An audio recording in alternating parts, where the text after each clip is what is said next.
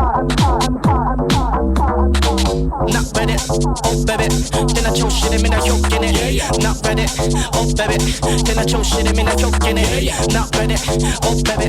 Then I chose shit, I'm not joking. Not ready, oh baby. Take it down, down, no way. Take it down, down, no way. Take it down, down, no way. Take it down, down, no way. Take it down, down, no way. Take it down, down, no way. Take it down, down, no way. Take it down, down, no way. Might get a showcase. 死ぬまで死なない適当キャットけ Life is a 1K そんな当たり前やること100個けマネまで儲け Everybody needs to learn the logic 現場で no better don't care 意味なんかないね意味なんかないねてめえら無敵を聞きやがれ土曜だろうがよいつだって9時から10時までに決まってるだろうがふざけんな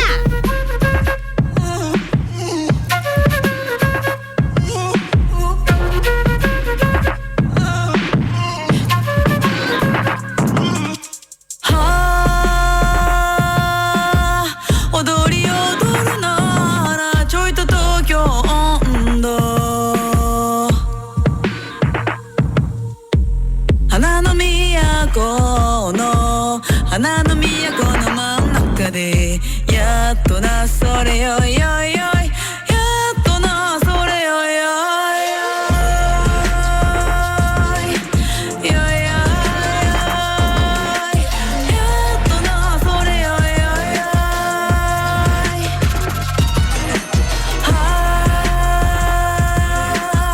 花は上野のちょいと柳は銀座月は隅田の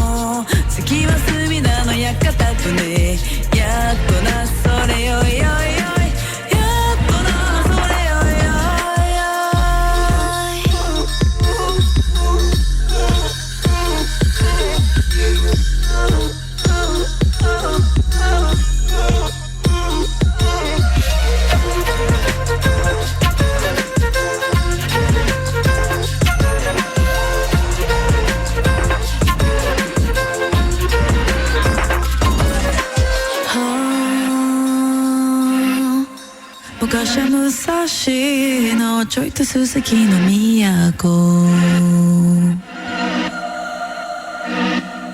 今はネオンの今はネオンの日の都やっとなそれよいよいよいやっとなそれよいよい寄せて返してちょいと返して寄せる東京繁盛の東京繁盛の人の波やっとなそれよいよいよいやっとなそれよいよいやっとなそれよいよいやっとなそれよいよいMaya Baru, juste à l'instant. Tokyo Hondo, le tout nouveau Maya Baru qui vient de sortir. La semaine dernière, on n'a pas eu le temps de le passer puisque le temps d'antenne nous manque. Une heure d'émission n'est pas assez pour montrer tout ce qui bouge, notamment entre France et Japon. Et Maya Baru nous raconte justement, et c'est dans son clip, d'ailleurs c'est très bien marqué dans son clip, nous raconte son Tokyo Underground à elle avec tous les personnages un petit peu frappadingues qui peuplent les nuits tokyoïtes, si j'ose dire. Elle étant forcément franco-japonaise, artiste touche à tout en plus de ça, elle en a rencontré du monde et elle les fait carrément venir devant l'écran pour raconter un petit peu ça et donner une ambiance à la fois, donc là vous l'aurez compris, assez smooth, mais en même temps assez pas intrigante d'une certaine façon, mystérieuse ouais. Justement pour parler de ces nuits tokyoïtes à elle. Nouveau projet qui s'appellera Aida, nouvel album en préparation, et donc elle nous dévoile le premier single. Juste avant c'était Donguritsu, la sélection d'Alpha à retrouver sur le gros Tadzik, lgtdz.com et je le redis encore .com parce qu'à chaque fois je me trompe. Voilà. Hélas. Et toujours avec nous, bien entendu, Alexis Talon pour l'expo Goldorak Experience jusqu'au 30 octobre. Et justement, une expo qui a un gros succès, Violaine. Ouais. Toi, tu en as fait l'expérience simplement en essayant de réserver, une place, des places pour toi et ton petit, quoi. Ouais, on a essayé de réserver des places pour 4 personnes et il se retrouvait qu'en adulte, il n'y avait plus qu'une seule place. Donc, on a été obligé de se séparer puisqu'on y va tous. Mouteki y va la semaine prochaine. Oui. Voilà. On y va en masse. Voilà, on y va en masse avec Léo, Damien et mon fils que je rajoute parce que je trouve ça sympa.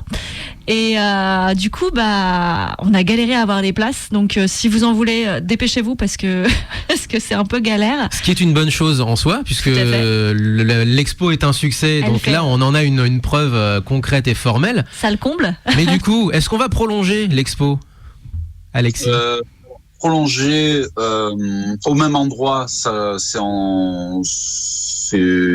pas forcément comme ça que c'est prévu, parce que voilà, à la Maison de la Culture, ils ont tout un programme sur toute l'année. Ouais. Donc, par contre, ce qui est sûr, c'est que là, on a vendu, c'est en passe d'être vendu sur plusieurs pays différents. Donc, la société Prime Prod, elle a largement l'habitude. Donc, la société Prime Prod qui a conçu ce projet-là, pour laquelle je travaille en tant que dessinateur et supervision artistique. A 20 ans d'expérience là-dedans, elle est dans le monde du spectacle et tout ça. Donc là, on a un bureau aux États-Unis, un bureau au Japon, et donc c'est en permanence en train de discuter à qui on vend les événements, les machins et tout ça. Donc là, Goldorak Experience va tourner vraiment partout. Donc elle aura plusieurs vies alors, ouais. Voilà. Il aura plusieurs vies, et puis surtout en France, on a envie aussi que ça se déplace à plusieurs endroits. Donc ça, quand on aura les informations concrètes là-dessus, on les transmettra. Mais c'est pas la fin, quoi. On va la revoir effectivement. Et dans l'idéal, vous souhaiteriez que ce soit la même expo partout ou qu'elle évolue en fonction de là où elle se trouve? Elle va évoluer, c'est sûr. Même au niveau technique, parce qu'on travaille avec différentes sociétés, notamment des sociétés qui font des projections holographiques. On travaille avec toutes sortes de techniciens. Et donc, au fur et à mesure, on développe les idées contenu, je fais de nouveaux designs. En plus, par chance, on s'entend très très bien avec la société de Nagai. Donc, on a la chance d'être validé très rapidement quand on a une idée. Et très rapidement au Japon, c'est un exploit, effectivement. Vraiment, pour les dessins, on était validé et véridique entre 48 et 72 heures. Quand même. Enfin voilà, c'est c'est incroyable. Et question aussi technique par rapport justement aux vies futures de cette exposition. Amélie, qui est au Japon, qui est notre reporter au Japon, qui nous a fait 2 semaines de suite en plus de ça surtout les traductions en direct des interviews donc, que vous avez entendues à l'antenne, qui est allé voir en fait plusieurs expos et notamment l'expo Berserk, l'expo, j'espère en tout cas, Madoka Magica, je crois que c'était celle-là qu'elle voulait voir la semaine dernière. Et en fait, ce sont des expos, pareil, qui durent pas longtemps, mais qui ensuite sont reportés à plusieurs endroits du Japon, notamment surtout de l'archipel, avec force goodies, illustrations, avec une grosse boutique, etc. Est-ce que l'expo Goldorak Experience s'inspire justement de ce concept d'exposition à la japonaise ? Oui, clairement. Déjà, on travaille avec le personnel du musée qui est essentiellement japonais. Donc, forcément, on en est imprégné. Toute l'ambiance là-bas, au musée, vous allez voir, quand vous direz, c'est vrai, c'est un petit Japon, quoi. Donc,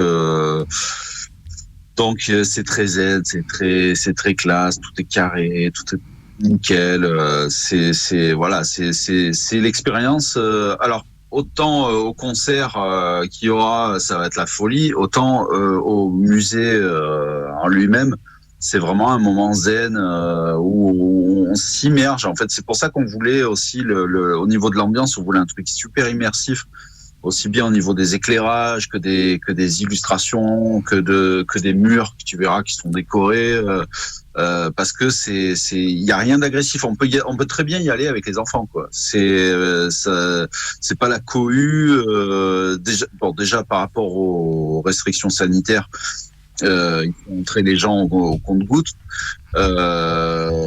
Ça se bouscule pas à l'intérieur. Les gens sont très calmes. Donc il y a vraiment la chance de pouvoir profiter de chacune des vitrines, de chacun des éléments, quoi.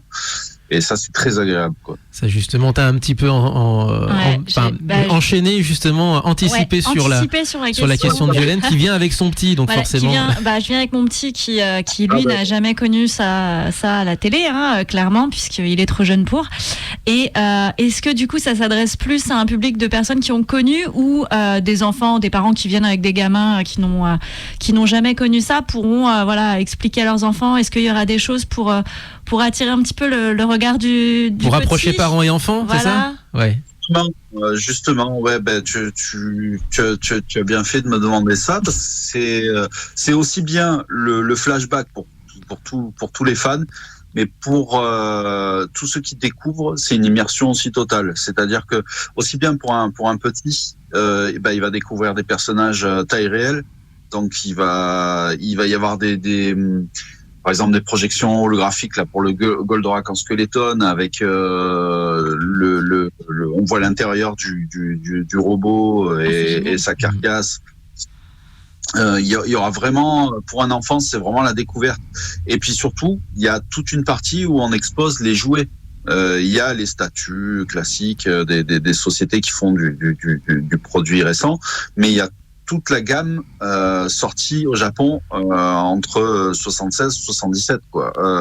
Donc les goodies de l'époque, c'est-à-dire qu'aujourd'hui il y a effectivement toujours des goodies qui sortent de plein de séries, mais à l'époque c'était des jouets. C'était les jouets, effectivement. Maintenant c'est de la collection. Mais... C'était dans d'autres matières, dans d'autres revêtements, dans d'autres trucs. Toi, tu aimes bien en plus ça? Qu'est-ce que tu peux en dire, toi? Voilà, c'est ça.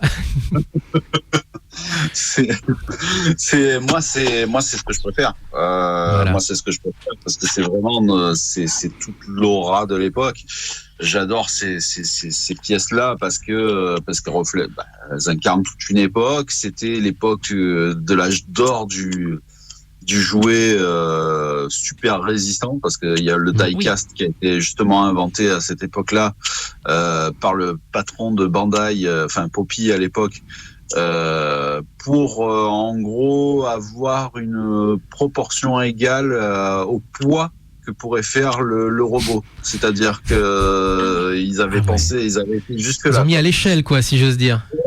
L'échelle, le poids, donc t'as un truc plein dans les mains, tu vois, quand t'avais ton Goldorak dans les mains, on prenait pas pour un idiot, quoi. Vous ne frappez pas votre petite sœur avec. Ah, non, tu frappes pas ta petite sœur avec. C'est pas Mireille, Mireille, ma petite sœur, effectivement, si vous avez vu le film. On est à la radio, donc vous voyez pas, mais en fait, moi en face, du coup, Alexis m'a montré sa collection, et c'est vrai qu'elle est géniale. Et je ne suis pas homme de parole, puisque je t'avais promis en plus quelques photos du musée Bandai, en plus de ça, à Omochanomachi, dans le département de Tochigi, en grande banlieue nord de Tokyo, qui était un bon plan que nous avait donné Paming aussi au passage.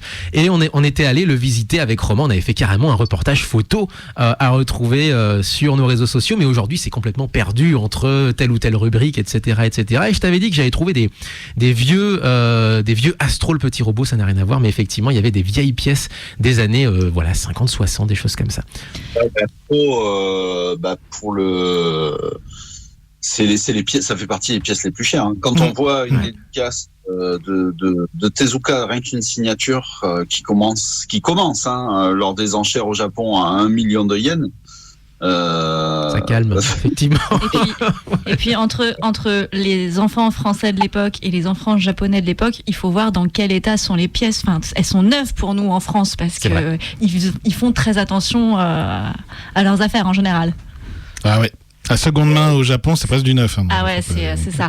Du coup, petite question, je suppose que comme tu montres ta collection personnelle, ce n'est pas la tienne qui est exposée, mais est-ce que c'est une partie de collection personnelle, ou est-ce que c'est quelque chose qui appartient au studio et qu'ils ont prêté, ou voilà? Alors voilà, plusieurs choses. Oh, on t'entend. Je crois qu'on t'entend moins. Vas-y, rapproche-toi du micro. On a toutes sortes de personnes autour de nous, de collectionneurs qui nous ont prêté des collections. On a les gars qui nous ont prêté des originaux. Donc là, c'est des fins collectionneurs. Moi, c'est échantillonné, hein, ce que j'ai derrière. Là, les gars, ils ont des gammes complètes, quoi. Et on a des gens venus un peu de partout. Et même en dehors du monde du jouet, j'ai mon ami François Corteggiani, qui est donc un ami proche de Gonagai, qui nous a prêté en fait un original de Gonagai, qui est une des pièces maîtresses du musée. On a un Gonagai en couleur comme ça, qui lui a été remis pour son mariage à l'époque en 80. Ah oui. Il était au voyage de noces, se sont retrouvés en Corse. Génial. Voilà, un ami de Tezuka. Donc moi, c'est des discussions. Il nous faudrait 3 heures de discussion là pour. Il faudrait une émission entière déjà pour parler de Corteggiani, effectivement, mais là on s'éloigne effectivement du sujet. Ex Pif Gadget, non seulement Pif Gadget, mais rédacteur en chef même carrément. Il a été aux manettes lui. Voilà, donc il a une carrière absolument énorme, effectivement avec des liens avec le Japon, quoi. Et donc et donc le musée est plein de pièces prêtées comme ça par des gens qui étaient ils nous écrivaient et ils étaient super contents de venir participer à la fête, quoi, hein. C'était chouette, vraiment. Ça s'est fait, c'est beaucoup de travail, c'est beaucoup on compte pas les heures de préparation ou quoi, mais ça s'est fait, j'ai envie de dire, super sereinement au niveau de toute la logistique. C'est allé tout seul, quoi. Et ben justement, transition. Dernière question justement pour faire une transition avec un hommage qu'on va rendre notamment à Koichi Sugiyama, qui a été le compositeur emblématique. Lui, alors c'est pas Pif Gadget, hein, forcément. Mais par contre, ça a le poids. Mais par contre, ouais, c'est vrai que ça a presque le poids pour les enfants des années 80 de ces séries en fait qui sont incontournables. Dans les années 80, t'avais forcément Spirou, Mickey et Pif Gadget. Dans les années 80 au Japon, 90 au Japon, en jeu vidéo, t'avais forcément Dragon Quest, t'avais forcément Final Fantasy, t'avais forcément Mario, etc., etc. Et Koichi Sugiyama était le compositeur des musiques de Dragon Quest de quasiment toute la série. Magnifique. Et justement, ce qu'on parlait de Go Nagai, on parlait de figures marquantes, très clairement.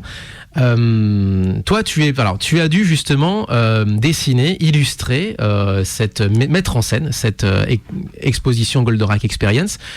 Qu'est-ce que ça fait de passer derrière Komatsubara, Go Nagai, Shingo Araki ça va, t'as pas trop de pression ou en fait tu l'as très bien vécu? Maintenant, ça va.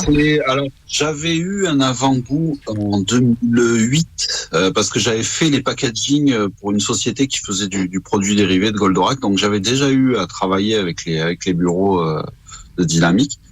Là, j'avais un peu plus de pression à l'époque.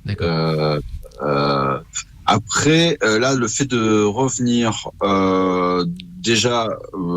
j'avais plus à me présenter, donc on a rappelé qu'on avait bossé ensemble. La société Prime Prod s'entend très très bien avec eux déjà. J'ai envie de dire, le terrain était quand même vachement bien préparé. Et tu viens de le dire, tu avais déjà fait tes preuves. Et puis en plus avec les années, j'ai amélioré mon trait. Donc du coup j'ai pris en expérience aussi. Est-ce qu'ils t'ont laissé une petite latitude d'une certaine façon dans la mise en scène, ou alors vraiment le chemin était fléché de la part des... Non, j'étais totalement libre. D'accord. Totalement libre. Nous proposions les idées et c'était validé. Okay. Voilà. C'est même moi tout seul qui m'imposait les trucs. Là, pour la petite anecdote, on a été très contents parce qu'on a pu valider un visuel qui était assez nouveau. C'est la planète Fort. Ouais. Parce qu'on n'avait pas assez d'éléments pour faire une bâche de 4 mètres immersive. Il existe très peu d'illustrations, mis à part la silhouette des bâtiments et tout ça. Donc là, on s'est dit, comment pourrait être une planète aussi paradisiaque? Donc on a créé ce visuel avec une végétation forte, en gardant les éléments du ciel qu'on voyait dans l'anime, et ça a été validé. Et du coup, on a un nouveau visuel de Fort. Ça, là, on était super contents. Et j'ai envie de dire, pour le reste, c'est moi qui me mettais la pression tout seul. Hein. Avant d'envoyer le dessin, par exemple, je prends l'exemple du Alcor qui est à l'expo. J'ai toujours eu, c'est un personnage assez complexe à dessiner pour moi. Hein. Et du coup, je l'ai recommencé 4 fois. Quoi. Ah ouais. T'as gardé les brouillons? Et puis Alcor, oui, c'est ça. non, et puis Alcor, en plus, Alcor, c'est un personnage donc qui est emblématique en plus au Japon. Quoi. Et Alcor est très emblématique au Japon, plus que Actarus.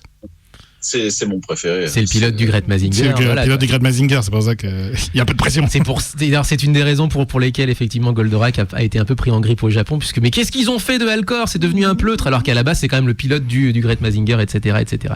Mais bon, c'est vrai que c'est comme ça que ça s'est passé, et il y a eu un succès phénoménal effectivement en France, en Europe en général, et en Europe en général, effectivement, au Moyen-Orient également. Au Moyen-Orient, ouais, aussi, énormément. Moi j'étais trop jeune. On va parler d'un jeu qui a été uniquement qui a eu un gros succès au Japon, mais qui a eu du mal à traverser les frontières. C'est justement Dragon Quest, avec cet hommage à Koichi Sugiyama, avec 2 extraits. Un qui sera, alors ça va être assez court comme pause musicale, avec un extrait donc qui sera forcément le thème emblématique d'un des Dragon Quest, puisque j'ai les 9. Donc éventuellement, est-ce que vous avez un coup de cœur sur ces thèmes-là? Moi, je serais parti plutôt sur le 9 parce que c'est le plus orchestral, fatalement. C'est là où on a pu plus, en tout cas, les développeurs ont pu le plus se lâcher sur la présence musicale et l'orchestration, forcément. Technologie. Le 8. Le 8. Ah, le 8 aussi, sur la PS2. Effectivement, le 8 aussi. Ok, le 8, le choix de notre invité, Alexis Talon. Et juste derrière, une petite surprise, mais toujours liée à Koichi Sugiyama. Vous allez voir, on retourne dans les années 60, donc bien avant Dragon Quest. C'est parti, on est ensemble encore pour une 20aine de minutes avec Alexis Talon.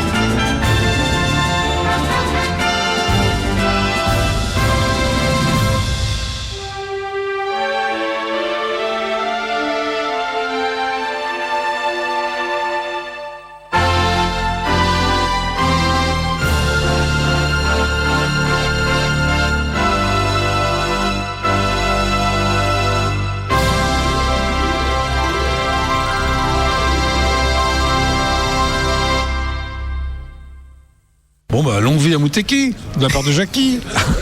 Merci beaucoup. Je t'en prie.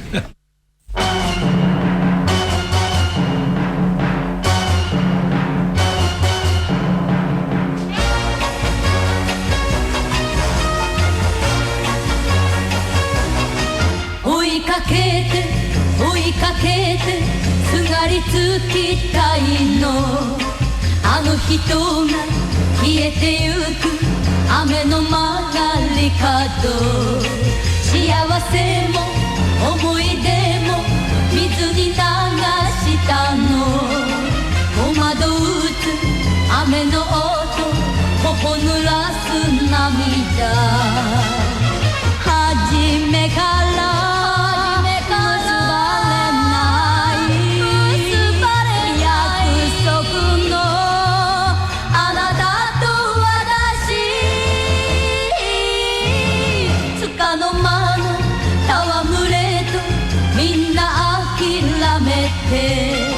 泣きながら外したの真珠の指輪を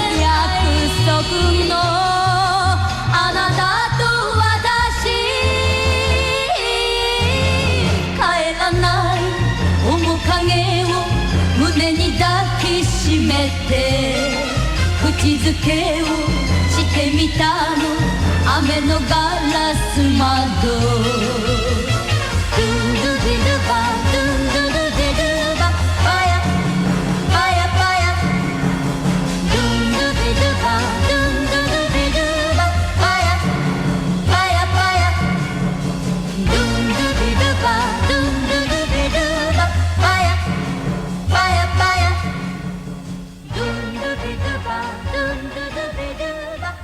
On vous fait revenir en 1967. The Peanuts, deux petites jumelles qui préfigurent un petit peu les duos idol qu'on retrouvera à peine quelques années plus tard comme Pink Ladies par exemple. On est juste avant l'ère de la disco avec des groupes comme Circus et c'est fin années 60. Et donc voilà, c'était le petit phénomène de la fin des années 60, début 70. Elles se sont séparées en 75, séparées des jumelles. Elles sont forcément restées, bien entendu. Elles ont arrêté leur carrière. Séparées de la scène. Elles ont fait leurs adieux à la scène, effectivement. Voilà, en 75. Et l'une des deux, Amy, il y avait Amy et Yumi. Donc ça préfigure même presque Puffy, parce que Puffy c'était Amy et Yumi. Mais bon, ça n'a rien à voir. C'est juste une coïncidence. Ah, c'est mignon. Amy s'est mariée avec une des grosses stars de l'époque, qui était Kenji Sawada, qui est un type qui a eu 1000 vies, à peu près 1000 vies, 1000 ambitions et autant d'épouses, non et un milliard de caprices selon Japrock Sampler, qui est un des livres qui retrace l'histoire du rock'n'roll. Forcément, le type est plutôt axé rock'n'roll. Il va pas forcément être très tendre avec les types qui se prennent pour des idoles, mais c'est aussi, qu'on le veuille ou non, et qu'il le veuille ou non d'ailleurs, aussi un pionnier du rock, Kenji Sawada. Donc ils se sont mariés, ils se sont séparés en 1987. Ils ont eu un gamin entre temps. Ah bah, je te remercie. Oui, 87 forcément. Mais The Peanuts avec donc cette chanson qui s'appelle Koi no Fuga, donc la fugue de l'amour, fugue dans le sens musical du terme, chanson composée par Koichi Sugiyama, qui à l'époque travaillait pour Fuji Telebi, pour Fuji TV, donc qui travaillait notamment derrière les plateaux de tournage, derrière les plateaux des spectacles, des émissions de divertissement, et donc aussi composait des chansons pour les artistes qui étaient appuyés ou en partenariat avec Fuji TV. Ce qui est en phase avec l'époque, tout simplement, parce qu'en France aussi on a eu ce phénomène dans les années 60-70. Et c'est après Fuji TV qu'il est rentré chez Enix. Enix n'existait pas en 67, bien entendu. Non. Voilà. Non, mais plus tard, oui. Premier Dragon Quest, on est vraiment au milieu des années 80-86, je crois, si mes souvenirs sont bons. Mais bon, peut-être que je me ferai corriger éventuellement par des puristes, mais je crois, il me semble que c'est 86, un an avant justement Final Fantasy, du frère ennemi à l'époque qui était Enix. Les deux se sont ensuite fusionnés un petit peu par la force des choses. Et avec nous, toujours, Alexis Talon pour l'expo justement Goldorak Experience. Juste avant, du coup, on avait parlé, on avait passé le thème emblématique de Dragon Quest 8. Il n'y a pas eu de jeu Goldorak. J'ai juste trouvé un jeu d'arcade avec Mazinger Z, Great Mazinger et Goldorak. C'est un shooter, c'est un shoot 'em up. Et j'ai vu que des Français étaient en train de monter un jeu vidéo, des Microids en fait, ex-Hanuman Interactive, étaient en train de monter un jeu Goldorak. T'étais au courant de ça, Alexis ?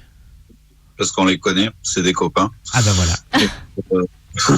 Le monde est petit. Donc oui, ils font de leur côté, ils sont en train de préparer tout ça. C'est un sacré boulot qu'ils font les gars. J'en dis pas plus parce que je veux pas parler à leur place. Mais est-ce que t'es impliqué dedans, toi ? Non, pour l'instant non. Voilà. Tu y joueras. J'y jouerai, c'est sûr. Voilà. On sait pas l'avenir. Disons qu'au stade, où ça en est, non, je suis absolument pas concerné. On se suit, oui. On fait. On sait ce que chacun fait puisqu'on sait même au téléphone et tout ça. Mais là, pour l'instant, je suis pas encore concerné. Qu'est-ce que ça représente pour toi, Goldorak ? C'est un peu général comme question, mais justement, après tout ce qu'on a dit, sur ta préparation justement de l'événement, sur ton travail sur l'événement, qu'est-ce que ça représente pour toi ? Qu'est-ce que ça représente pour toi, peut-être en tant que gamin d'ailleurs ? Qu'est-ce que ça représente pour toi cette série Goldorak ? Alors, je vais prendre deux visions, donc la vision gamin et la vision maintenant. La vision de gamin, c'est les premières émotions fortes, mais vraiment fortes à la télé, quoi. C'est-à-dire voir un héros qui dérouille comme ça, voir des drames de cette ampleur-là.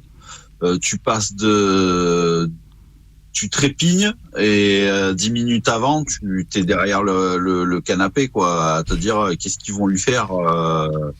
Tu cours dans tout le talent, quoi, en fait, avec Goldorak, quoi. C'est les premières émotions fortes, les premières grosses, voilà. Et aujourd'hui, je dirais que c'est un pilier, bon, déjà de l'animation.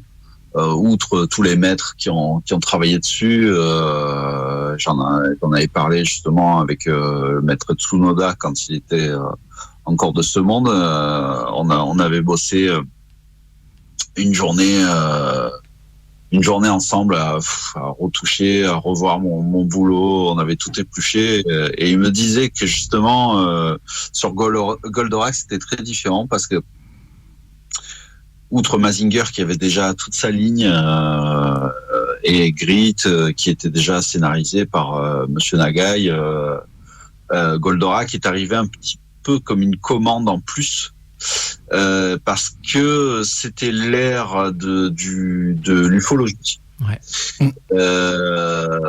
Et qu'il fallait agglomérer un peu tout ça. Donc c'est pour ça, nous on l'a pris directement en Goldorak comme une série à part entière. C'est pour ça qu'au Japon, ils ont un peu du mal parce que ça arrivait un peu comme un cheveu sur la soupe. Ouais. Mais je dirais que c'est un bon condensé de tout ce qu'il y a à cette époque-là. Et aujourd'hui, je dirais que c'est un pilier parce que justement, c'est des gars comme Tsunoda, c'est des gars comme c'est des grands gars qui ont vécu, qui ont eu des vies et qui ont grandi. Ça, on l'oublie souvent de le dire, qui ont grandi à une époque assez traumatisante, qui est la Seconde Guerre mondiale. Donc, faut vraiment prendre en compte tous les mecs comme Tsunoda, comme Matsumoto, comme Komatsubara, comme Tokuhara, tout ça, qui sont les enfants Suda qui nous a quittés récemment. Qui c'est des gars qui ont grandi vraiment à une époque plus que compliquée. Ah, et qui. Alors ça s'est terminé pile poil à la fin de la phrase, mais malheureusement, ça y est, on t'a retrouvé. Il y en a plus beaucoup. On t'avait perdu, Alexis. On t'avait perdu. C'est moi qui t'ai coupé. Je suis désolé. On t'avait perdu juste après l'époque compliquée, justement. On est désolé. Il y a eu. Allô. Ouais. Oui. Est-ce que tu m'entends ?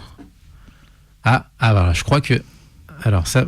Alors, il y a encore 2 petites secondes, c'était nous qui avions un souci maintenant. Et maintenant, c'est lui. Je crois que c'est sa liaison à lui. Je pense que du coup, la coupure a dû passer peut-être d'un vis-à-vis à l'autre éventuellement. Effectivement, il a quand même, il a raison. Et ben voilà. Bon, eh ben Tu attends. arrives parce que Annulé, effectivement, il a raison. C'est des personnes qui ont connu ça étant enfant et qui ont été très marquées. Moi, je pense à Miyazaki, qui a été aussi très marqué par ça et ça se ressent dans certains de ses animés. En fait, du point de vue du Japon, mais ça, eux, c'était la défaite. Après la Seconde Guerre mondiale, il faut vraiment le reprendre comme ça. Et donc, c'est vraiment une période de 40, 50, 60 après les 2 bombes atomiques qui était extrêmement traumatisante à la reconstruction. C'est ça.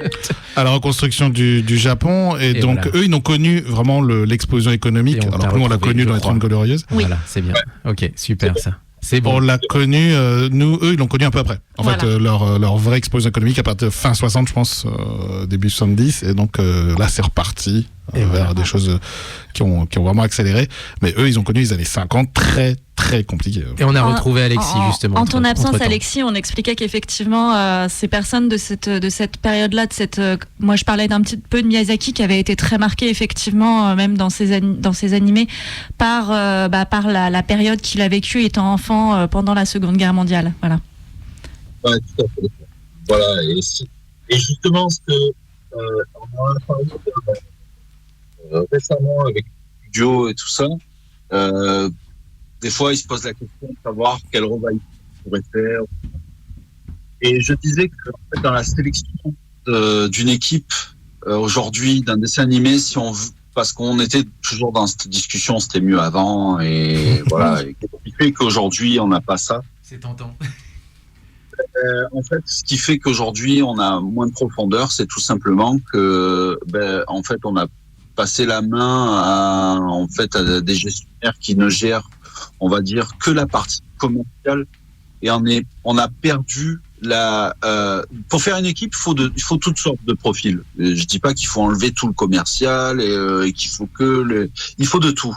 Mais pour qu'un groupe soit cohérent, il faut justement tous les caractères et tous les types de personnes.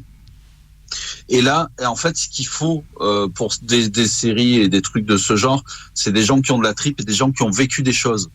Parce que quelqu'un, notamment pour la partie artistique, quelqu'un qui a vécu des choses, il pourra forcément les retranscrire artistiquement.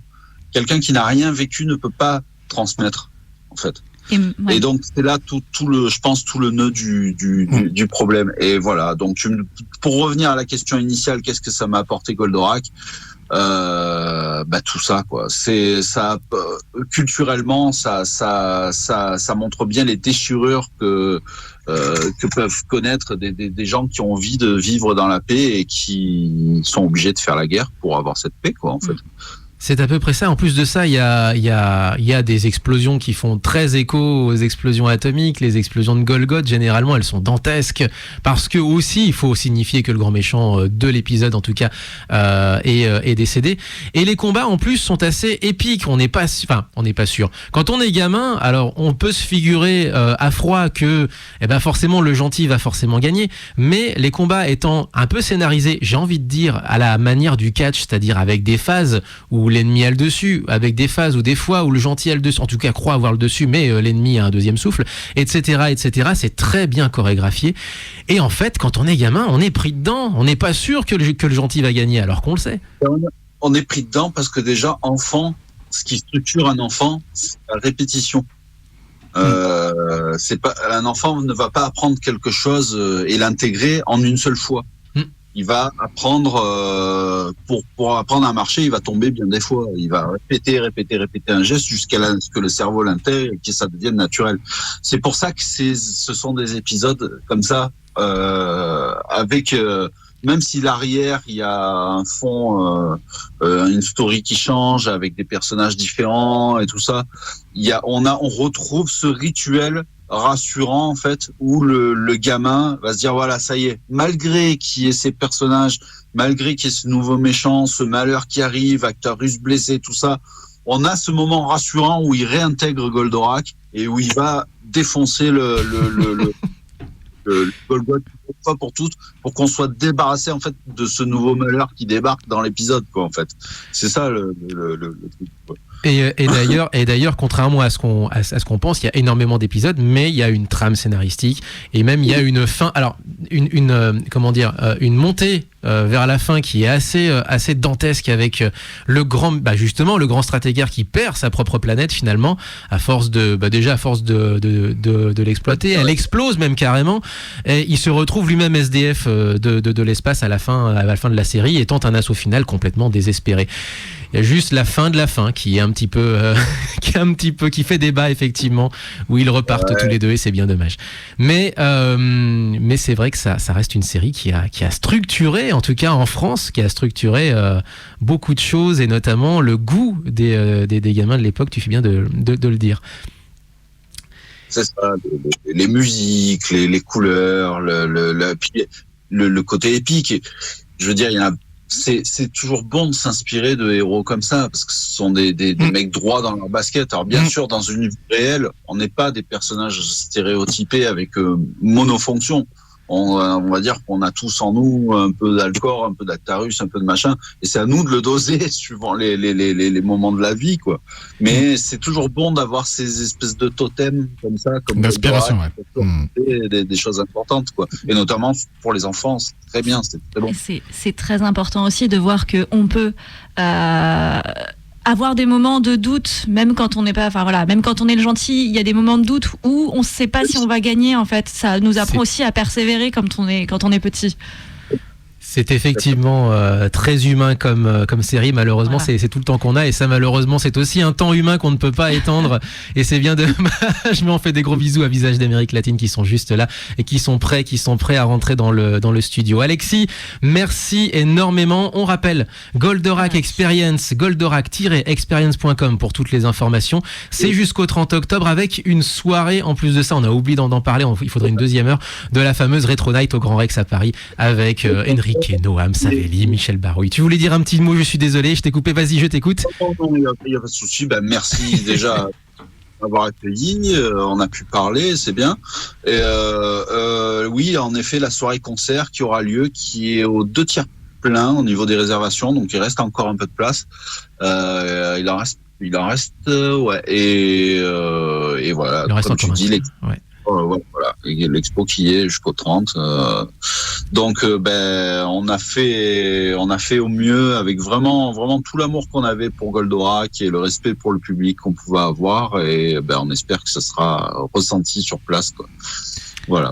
Merci. Merci encore. Et puis merci à tous ceux qui ont participé, parce que toi t'es avec nous, mais tu n'es pas tout seul, il y a toute une équipe, il y a tout un tas de gens. Merci effectivement à toute l'équipe. Je vois des visages que je connais en plus sur le site internet avec les personnalités qui participent. Olivier Fallet, Jonathan Pavius, bien entendu.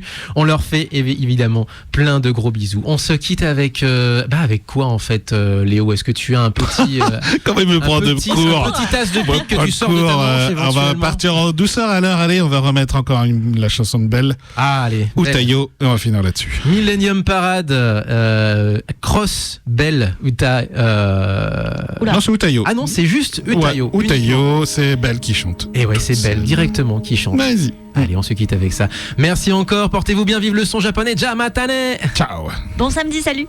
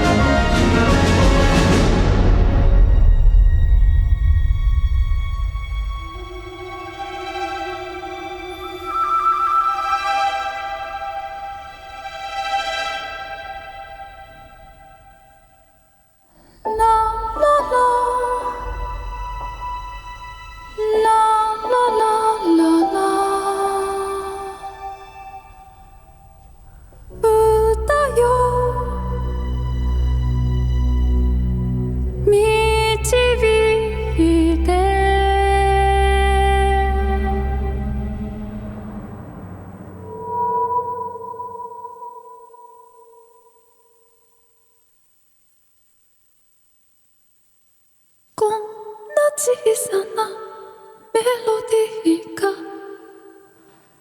貫いてく世界が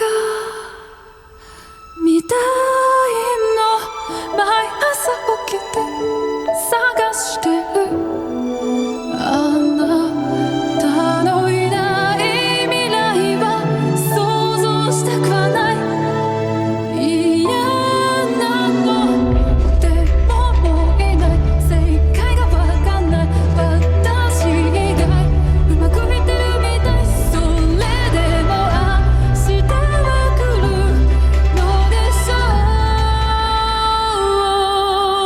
う歌よ導いて嫌になるみんな幸せなの愛している人がいる残して一人でいると不安になる歌よ導いてどんなことが起きてもいい歌よそばにいて